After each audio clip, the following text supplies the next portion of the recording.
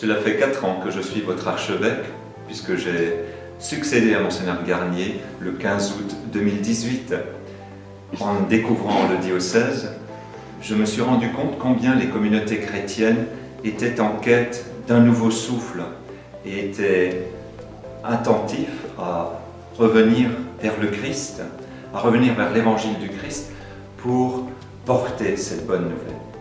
Ainsi, tout au long de mes visites pastorales, je me suis rendu compte effectivement que différentes réalisations ont eu lieu, des communautés fraternelles, paroisses, des parcours alpha, un renouvellement dans la catéchèse destiné à accompagner davantage les parents, un service de la charité plus ancré dans l'Évangile.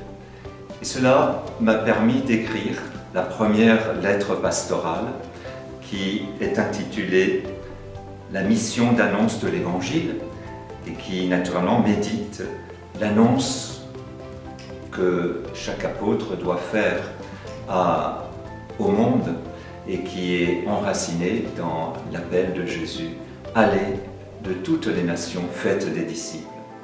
Vous verrez, il y a 3 parties. Je voudrais vous dire ce qu'est le cœur de cette annonce, de la foi, de la mission d'annonce de l'Évangile. Et puis ensuite, les 3 groupes principaux, et vous me connaissez, je les ai déjà répétés plus d'une fois, qui me paraissent importants à porter comme souci dans nos projets, comme point d'attention dans toutes nos activités, c'est-à-dire les personnes en précarité, les jeunes et les familles. Et puis, une 3e étape, 3e partie, qui nous donne quelques pistes, que ce soit pour les services et les mouvements, que ce soit pour les paroisses et les doyennés, et puis pour chacun d'entre nous, qui que nous soyons.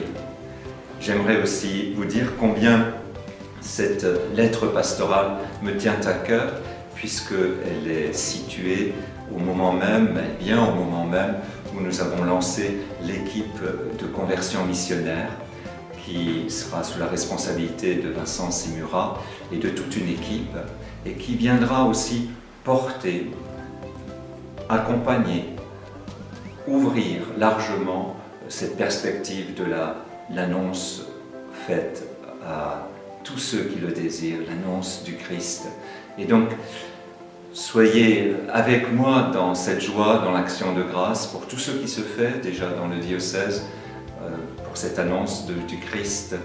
Et puissions-nous ensemble aujourd'hui le vivre avec ces repères qui sont donnés, que vous m'aviez donnés durant ces 4 années, que je vous restitue comme un projet pour les 3 années à venir.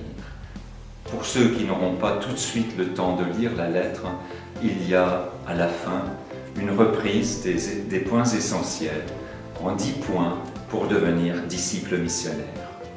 Alors, bonne lecture à vous tous.